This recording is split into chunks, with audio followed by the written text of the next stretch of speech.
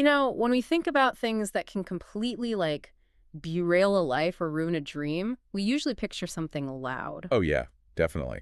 Like a massive explosion or something. Right. A sudden, huge failure, or just this dramatic turn of events, like a giant earthquake that just brings the whole house down in seconds. Exactly, the catastrophic moments. I mean, they're the things that make the headlines of our own personal histories, Yeah, we are so culturally obsessed with those sudden impacts. because they're visible, they're immediate. It's easy to point at them and say, there, that's what ruined everything. But if you talk to any structural engineer, they will actually tell you that the real danger to a house usually isn't the earthquake at all. No, it rarely is. It's the termites. It's like Ah, water damage slowly seeping into the foundation over a decade. yeah, the silent stuff. Exactly. It's these silent, invisible things that quietly eat away at the structure over years until one day it just, it literally cannot hold its own weight anymore. And the loudest failures, really, they're pretty rare. I mean, the quiet erosion is happening all around us every single day, And we don't even notice it. right? Completely unnoticed until the structural damage is already done. Well, it is that exact quiet erosion that we are dissecting today. Welcome to the deep dive, by the way. Today we are looking at this highly potent framework on personal growth. It's titled From Self-Doubt to Self-Discipline. And the goal here is to figure out exactly how to stop those termites, right? Yes, to stop our own daily hesitations from destroying our foundation. Because self-doubt does not destroy your life overnight with a loud explosion. It does it silently. So silently. It lives in the decisions you actively avoid. It lives in the risks you don't take. And ultimately, it lives in the version of yourself you just, keep postponing. Okay, let's unpack this because that idea of postponing yourself is honestly haunting. It really is. But it also forces us to look at what self-doubt actually is on a purely mechanical level. Yeah, and we need to fundamentally reframe those mechanics. I mean, we are so conditioned to view self-doubt as this fatal character flaw. Like it's a disease or something. Right. People think, oh, I experience self-doubt, therefore I am inherently weak or, I'm incapable. But the framework we're analyzing today pulls that apart entirely. It really flips it on its head. It does. Self-doubt isn't a weakness at all. It is simply uncertainty. You have to think of it as a literal, physical, geographical gap. A gap. Yeah, a gap. Yeah. It is just the empty space between where you currently are in this exact moment and where you think you should be. So just a gap, not a moral failing. Not at all. Just a measurable distance between point A and point B. That is such a relief to hear, honestly. Well, it's entirely neutral. I mean, from an evolutionary psychology standpoint, the brain absolutely hates the gap, though. Oh, sure. Our brains evolved to crave predictability, right? Because, like thousands of years ago, predictability literally meant survival. And uncertainty meant you were probably going to get eaten. Exactly. Uncertainty meant danger. So when you stand at the edge of that gap, the space between who you are and who you want to be, your brain registers that uncertainty as a literal physical threat. Wow. So the problem isn't the gap itself. The problem is how almost everyone reacts when they are standing on the edge of it. They freeze. I mean, they look at the distance and their nervous system basically just slams on the brake. They freeze entirely. People respond to this uncertainty by overthinking, by, comparing themselves to everyone else who seems to have already crossed the gap. Oh, the comparison trap is the worst. It's brutal, and they hesitate. And the real trap hidden in this response is that self-doubt actively feeds on that inaction. It grows while you're standing still. Right. The longer you stand there analyzing the gap, running the calculations of what could possibly go wrong, the wider and more terrifying that gap actually feels. It totally reminds me of standing at the edge of a freezing swimming pool. Oh, that's a great analogy. Right. Like, you want to get in, you need to swim, but you are just standing there in the cold air, shivering.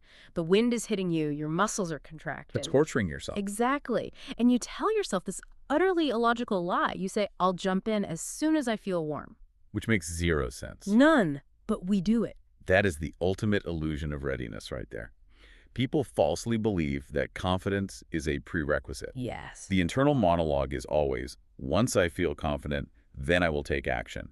Once I've eliminated the fear, well, then I'll make the leap. Which is crazy. It is. Waiting for confidence before taking action is literally like waiting to feel warm before you jump into freezing water. It defies the laws of physics. What's fascinating here is how we have to completely invert that conventional wisdom. Totally. You don't become confident before you start. You become confident because you started. Action creates confidence, not the other way around. The friction of doing the thing is what actually generates the heat of confidence. Oh, I love that. The friction generates the heat. Yeah, if you are waiting to feel ready, you will literally be waiting forever. Yeah. Confidence is just a byproduct of action. You just have to plunge into the water. Exactly. Right. The shock hits your system, sure, but then you start moving. You start swimming. And that movement generates the body heat that eventually makes the water tolerable. Okay, but wait, let me put back on this a little bit. Sure. Because we run into a real chicken and egg problem here for a lot of people. How so? Well, if we know that action creates confidence, and we know that waiting for motivation is a trap, why do we stay frozen? Right. I mean, if discipline requires acting without motivation, how do you take that very first step when your mental reserves are just completely depleted? That's the million-dollar question. Right. Tell an exhausted person who just worked a 12-hour shift to just, jump in the pool, and they are going to look at you like you are insane. They absolutely will. And that pushback, it gets to the very core of why our modern definition of the word discipline is fundamentally broken. It really is. You have a terrible PR problem with that word. We do. When you hear discipline, you think of punishment. Exactly. We associate discipline with deprivation. We picture, like, drill sergeants yelling in the rain or forcing ourselves through grueling misery just through sheer willpower. Just grinding it out. But willpower requires immense cognitive energy, which, as you pointed out, an exhausted person simply does not have. They're running on empty. Right. Yeah. So the framework redefines discipline in a way that completely removes the punishment aspect. Okay. It frames discipline not as a physical exertion, but as a simple system bypass. It is just changing the internal question you ask yourself. Here's where it gets really interesting, because most of us, when faced with the task, especially when we are depleted, we subconsciously ask ourselves, how do I feel? Which is a terrible question to ask. It really is. Because that routes the entire decision-making process straight through the amygdala, right? The emotional center of the brain. And if you ask the amygdala how it feels about expending extra energy. The answer is always going to be negative. It's going to say, no thanks, let's conserve energy. Exactly. How do I feel? Well, I feel tired. I feel scared. I feel like lying on the couch and watching television for 5 hours. Right. The emotional weather report is always going to forecast a severe storm when hard work is involved. Always. So true discipline simply removes that question from the equation entirely. It replaces, how do I feel, with what needs to be done. What needs to be done, just completely bypassing the emotion. By changing the question, you literally shift the cognitive processing from the emotional amygdala over to the prefrontal cortex. The logical center. Exactly. The logical executive center of the brain. You bypass the emotional weather report altogether. Which is huge, because confidence built on motivation is inherently temporary. Motivation is just an emotion. And emotions are essentially just weather. Right. They fluctuate based on 100 different random variables, how much you slept, your blood sugar, an inspiring conversation you just had. You might feel incredibly motivated on a sunny Tuesday afternoon. But how do you feel Thursday morning when it's pouring rain, you have a massive headache, and your alarm goes off at 5 a.m.? The motivation is completely gone. The weather changed. Right. Motivation is weather. Confidence built on discipline, though, that is the climate. Oh, that's a great way to put it. It remains stable regardless of the daily storms. And the psychological mechanism driving this stability is evidence gathering. Evidence gathering. Let's dig into that.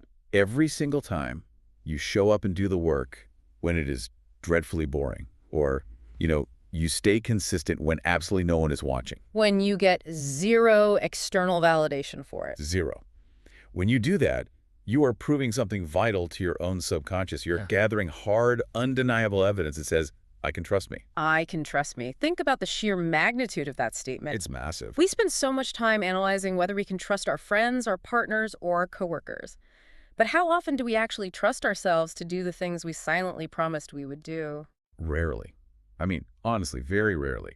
Because we break our own promises continuously. All the time. We tell ourselves we'll start the big project on Monday, and then we just don't. Or we tell ourselves we're going to stop scrolling on our phones at bedtime, and we're still scrolling at 2 a.m. Exactly. When you use discipline to execute an action, despite a complete lack of motivation, you repair that self-trust. You're rebuilding the foundation. Yes. That self-trust is the true, deep root of real confidence. You do not forge a new identity in one massive overnight event. You become strong through repetition. Repetition builds identity. Always. So conceptually, this makes perfect sense. Action over motivation, evidence over feelings. Right. But translating that into the actual friction of a normal Tuesday morning, that requires a real It strategy. definitely does. Because if we want to build this new identity, we usually hit a wall immediately. And that wall is perfectionism. Oh, perfectionism is the ultimate stall tactic. It is. We think that if we are going to act, the action needs to be monumental. It has to be perfect. That is the illusion of perfect conditions striking again. We are so taught to wait for the ideal setup. Like, if you want to be a writer, you tell yourself you need a perfect 3-hour block of undisturbed time, Right, a fresh cup of artisan coffee in a quiet cabin in the woods. which you're never going to get. Never. Perfect conditions are a myth designed by your brain to keep you comfortably paralyzed. So, step one of the practical playbook here is the solution. Start before you feel ready. You need movement, not perfection. Exactly. A microscopic action breaks the paralysis. Like writing one terrible, grammatically incorrect sentence on your phone while standing in line at the grocery store. Yes, That is movement. It shatters the freezing mechanism. it really does. But Yeah. then, once you decide to jump in and take that imperfect action, you usually hit the next major wall, which is step two. Right, trying to do way too much, way too fast. Because we are culturally conditioned to go big or go home. The intensity trap. The intensity trap. People try to change their entire lives in 24 hours. They try to go from zero exercise to a grueling 2-hour daily workout routine, Which lasts, what, 3 days? if that. Oh. The framework provides a brilliant countermeasure to this. Step two is lower the barrier, but raise the standard. Lower the barrier, raise the standard. Yes, consistency will beat intensity every single time. It is infinitely more effective to do something very simple, very consistently, than to attempt something massive and sporadic. So like 10 minutes of stretching every single day is structurally more powerful than a 3-hour gym session that you endure once a month. Mechanically, yes, it absolutely is. You lower the barrier so far that it is almost impossible for your tired brain to say no, Right. but you relentlessly raise the standard of how consistently you show up for that tiny barrier. Because when you set a tiny barrier and you clear it daily, you trigger a consistent release of dopamine, right? Exactly. Your brain literally begins to wire itself for success rather than failure, which leads directly into step three, which is the structural integrity of your new identity. Keeping promises to yourself. Yes. This is the linchpin. Yeah. If we return to your earlier point about structural damage, every broken promise is a termite. A termite in the foundation. One broken promise doesn't seem to matter, but 1,000 broken promises brings the house down. Every single time you say you are going to do something and you don't do it, you are actively introducing a termite into your foundation. You really are. If you tell yourself you're going to wake up at 6 a.m. and you hit the snooze button, you haven't just lost 20 minutes of sleep. No, you have actively taught your brain that your word means nothing. You have weakened the structural integrity of your self-trust. Which leads us to step 4. This is why emotional detachment becomes a necessary survival skill for keeping those promises. Absolutely. We touched on this earlier with bypassing the emotional weather report, but it requires active daily practice. You really have to normalize the feeling of reluctance. Yes, it is completely normal to not want to do the hard work. It's fine to not want to do it. Exactly. Yeah. Detaching from emotion just means you observe that feeling of resistance. You acknowledge, hey, I am tired or I am uninspired, Yeah. but you completely refuse to let that observation dictate your physical behavior. I always compare this to brushing my teeth. Yeah. I mean, I never wake up incredibly motivated and hyped up to brush my teeth. You don't need a pep talk for it. I don't need a motivational YouTube video with like cinematic music to get me to walk to the bathroom sink. That would be ridiculous. It would. Yeah. I simply observe that it is morning and I do the action. I'm completely emotionally detached from the entire process. And if we could treat our biggest, most intimidating goals with that exact same level of mundane emotional detachment, the amount we could accomplish is just staggering. It's the toothbrush rule. The toothbrush rule is a perfect cognitive model. It just removes all the drama from the No execution. drama, just action. Right. And to ensure that this emotionless execution is actually moving you forward, we hit step 5. You have to track the progress, not the perfection. Track progress, not perfection. This raises an important question, though. How are you measuring your own success? Because the goal is never to be flawless. Flawlessness is just another trap. Perfectionism again. The goal is simply to be slightly better, slightly more consistent than you were yesterday. Because tracking those small wins is what actively builds that undeniable case file we talked about. Yes, the evidence. You are assembling the evidence that proves you are someone who gets things done. But, building this internal fortress of discipline creates a really fascinating new complication. It does. Once this internal identity shifts, it refuses to stay hidden in your head. Your external reality actually has to catch up. It inevitably bleeds out into how you exist in the physical world. So what does this all mean for our daily lives? Well, discipline is not just about the silent work you do alone at your desk. The framework explicitly links this internal shift to your external presentation. Oh, I love this part. The way you dress, the way you speak, and the way you carry yourself physically, they begin to reflect your new internal standards. And the distinction we really need to emphasize here is intent. You are not upgrading your presentation to impress other people. No, not at all. You are doing it to express the person you have internally become. It is entirely about alignment, not vanity. If you have spent months meticulously keeping tiny promises to yourself, detaching from your emotional resistance, Right. and building this unshakable fortress of self-trust, Yeah. well, your physical presence will naturally adjust to match that new reality. You stop dressing randomly because you stop living randomly. Oh, you stop living randomly. You start moving with intentionality. You are signaling to your own nervous system and subsequently to the rest of the world that your standards for yourself have fundamentally changed. And you see the results of this alignment so clearly in people who have actually mastered it. Oh, it's undeniable when you see it. They just stop doubting every move they make. They become physically and mentally more grounded. They don't look frantic or, desperate for validation. Because they already validated themselves. Exactly. Slowly, day by day, choice by choice, you become the exact person you used to stand on the edge of the gap and wonder if you could ever be. You successfully close the gap. The uncertainty is completely replaced by the quiet confidence of gathered evidence. It's such a powerful shift. To wrap this deep dive up, the core mission we really want you to take away today is that self-doubt does not disappear by sitting around and thinking about it. You cannot outthink an evolutionary fear response. You really can't. It only disappears by doing. The friction of the action is the absolute only thing that generates the heat. The friction generates the heat. Discipline, that emotionally detached promise-keeping consistency, it is not a shortcut. It is not some life hack you can just install like software. It's work. It is a daily, deliberate decision. Tomorrow morning, when you are faced with a microscopic choice between the comfortable path and the disciplined path, choose discipline.